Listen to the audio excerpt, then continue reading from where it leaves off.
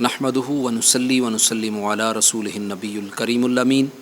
اما بعد فاعوذ باللہ من الشیطان الرجیم بسم اللہ الرحمن الرحیم وَإِن كُنَّ أُولَاتِ حَمْلِ فَانفِقُوا عَلَيْهِنَّ حَتَّى يَضَعْنَ حَمْلَهُنَّ صدق اللہ العظیم وصدق رسولہ النبی الکریم الامین والصلاۃ والسلام علیک یا سیدی یا رسول اللہ وعلی آلک وصحابک یا خاتم النبیین۔ تمام حمد تمام ثنائیں اللہ وحدہ لا شریک کے لیے جو خالق کائنات بھی ہے اور وحدہ لا شریک رب بھی، اور بے حساب لامحدود درود پاک صاحب الاولاق امام الانبیاء خاتم الانبیاء تاجدار انبیاء احمد مجتبیٰ محمد مصطفیٰ صلی اللہ علیہ وآلہ وسلم کی ذات پر حمد و صلوات کے بعد میرے انتہائی واجب الاحترام ناظرین اکرام، ہمارا جو موضوع جو آج کا ہے وہ پچھلے ہی موضوع کا ایک تسلسل ہے، کیونکہ پہلے بھی عرض کیا کہ اولاد کی تربیت جو ہے وہ نہ صرف اپنے لیے فائدہ مند ہوتی ہے بلکہ پورے معاشرے کے لیے وہ اس کی تربیت جو ہے وہ فائدہ مند ہوتی ہے۔ اور جس طرح کہ پہلے عرض کیا کہ اولاد کی تربیت جو ہے وہ اقبال کے اس شعر سے کہ ہر فرد ہے ملت کے مقدر کا ستارہ، تو یہ اسی صورت میں ہے کہ جب وہ ایک نیک نامی کا باعث ہوگا، ایک جو ہے وہ اس کا فائدہ پورے معاشرے کو ہوگا۔ اور یہاں پہ میں عرض کرتا چلا جاؤں کہ وہ پچھلا موضوع جو تھا وہ اولاد کی خواہش کے بارے میں تھا کہ اولاد کیسی ہونی چاہیے، اولاد کی اگر خواہش کریں تو کس طرح کی اولاد کی خواہش کریں، اگر دعا کریں تو کس طرح کی دعا کریں۔ مگر اب جو موضوع ہے وہ انتہائی اہمیت کا حامل موضوع ہے، اور ہم اکثر و بیشتر یہ تصور کر لیتے ہیں کہ شاید اولاد کی تربیت جو ہے وہ جب دنیا میں اولاد آتی ہے تو اس وقت اس کی تربیت شروع ہوتی ہے، بلکہ ہم تو یہاں بھی غافل ہیں، ہمارا تو اکثر و بیشتر رویہ اس طرح کا اور ہمارا ایٹیٹیوڈ جو ہے وہ اس طرح کا جو ہے پروموٹ ہو چکا ہے کہ ہم یہ کہتے ہیں کہ نہیں، اولاد جب کوئی 14-15 سال کی ہوگی تو اس وقت اس کو سمجھائیں گے۔ مگر اگر قرآن و حدیث کے مطابق دیکھا جائے، اسلام کی پوائنٹ آف ویو سے دیکھا جائے تو اولاد کی تربیت جو ہے وہ ماں کے پیٹ سے شروع ہو جاتی ہے۔ اور یہی وجہ تھی کہ جن ماؤں نے اپنی اولاد کی تربیت حمل کے دوران کی، پیٹ میں جب بچہ تھا اس وقت انہوں نے اپنی اولاد کی جب تربیت شروع کی، تو وہی بچے جو ہیں وہ کوئی حافظ قرآن جو ہے وہ بن کے آ رہے ہیں، کوئی 10 پاروں کا حافظ آتا ہے، کوئی 15 پاروں کا حافظ آتا ہے، کوئی 8 پاروں کا حافظ جو ہے وہ دنیا میں جب آتے ہیں تو ان بچوں کو مدرسے میں داخل کیا جاتا ہے تو پتہ چلتا ہے کہ انہوں نے تو پہلے سے ہی قرآن جو ہے وہ حفظ کیا ہوا ہے۔ تو اس کی وجہ کیا تھی کہ ان کی والدین جو تھیں،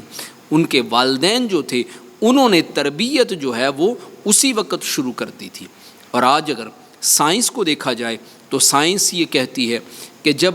بچے کی عمر ماں کے پیٹ میں 4 مہینے ہو جاتی ہے تو بچہ جو ہے وہ سننا شروع کر دیتا ہے، جو ماں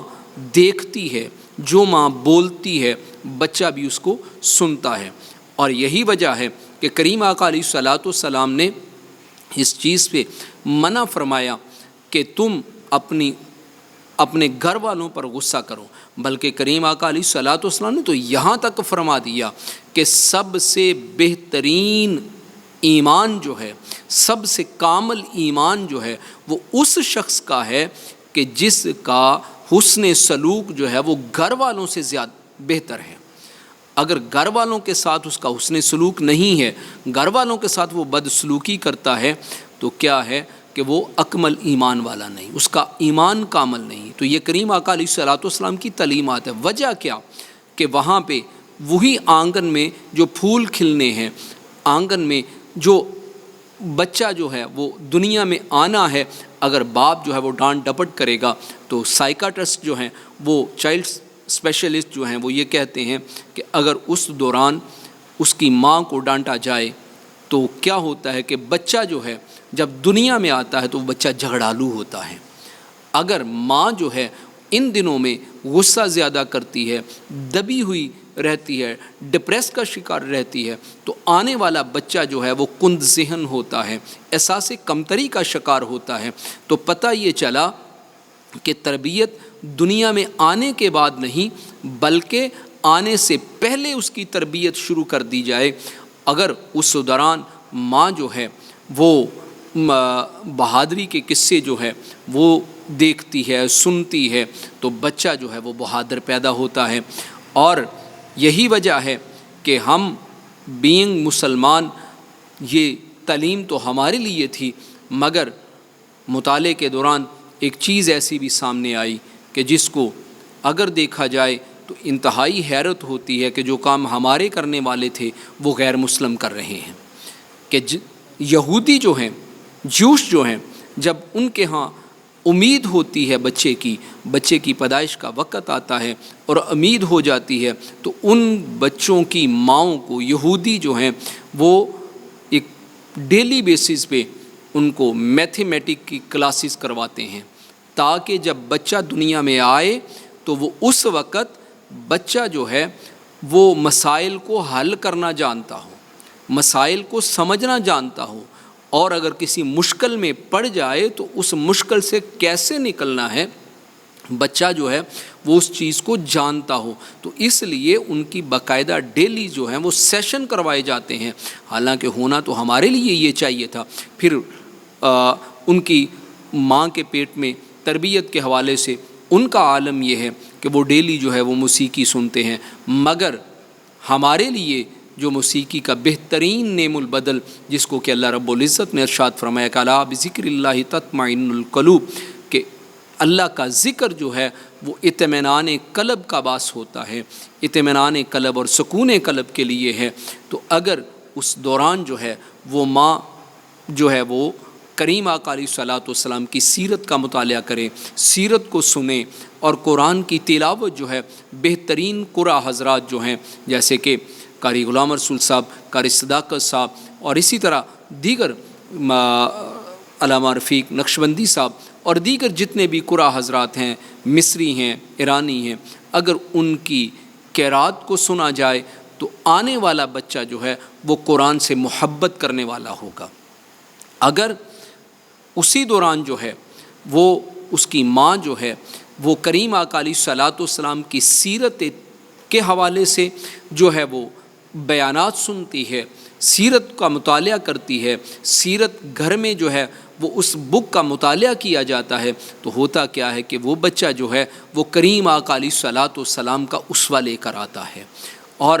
اگر وہی اسی بچے کو کبھی صلاح الدین ایوبی کے ماں جو ہے وہ واقعات جو ہے ان کو دہراتی ہے، کبھی نور الدین زنگی کے واقعات کو دہراتی ہے، کبھی جو ہے محمد بن قاسم کے واقعات کو دہراتی ہے، کبھی جو ہے وہ طارق بن زیاد کے واقعات کو دہراتی ہے، کبھی ان کی ماؤں کو جو ہے وہ حضرت امام حسین کی شہادت کا واقعہ سنایا جاتا ہے، تو کیا ہے کہ جو آنے والا بچہ جو ہے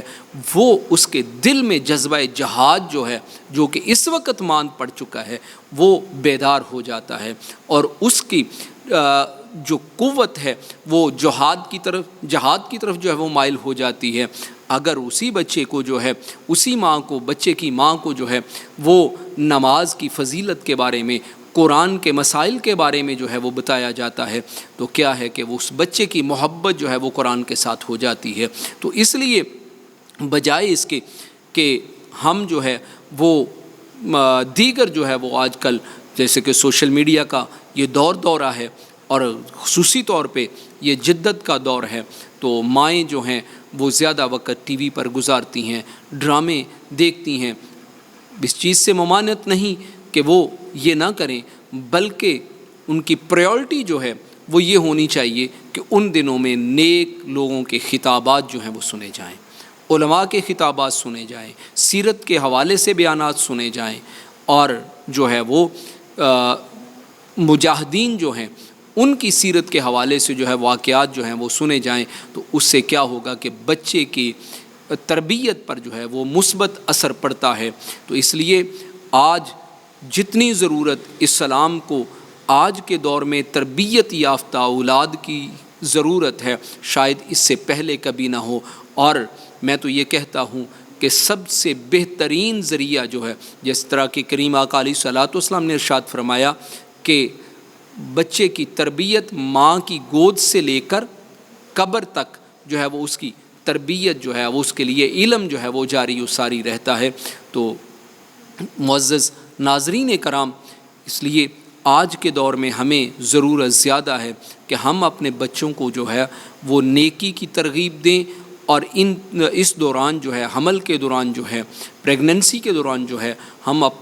خود جو ہے مائیں جو ہیں وہ نیک کام کریں، قرآن کی تلاوت کریں، نعت خوانی کریں اور سیرت کا مطالعہ کریں، تو اولاد بھی جو ہے انشاءاللہ العزیز وہ نیک ہوگی، اور وہ پورے معاشرے کے لیے جو ہے وہ ایک فائدہ مند ہوگی، اور اس سے ایک حسین معاشرہ جو ہے وہ جنم لے گا۔ اللہ رب العزت کے حضور التجا ہے کہ ہمیں قرآن و سنت کے مطابق جو ہے وہ اپنی اولادوں کی تربیت کرنے کی توفیق عطا فرمائے۔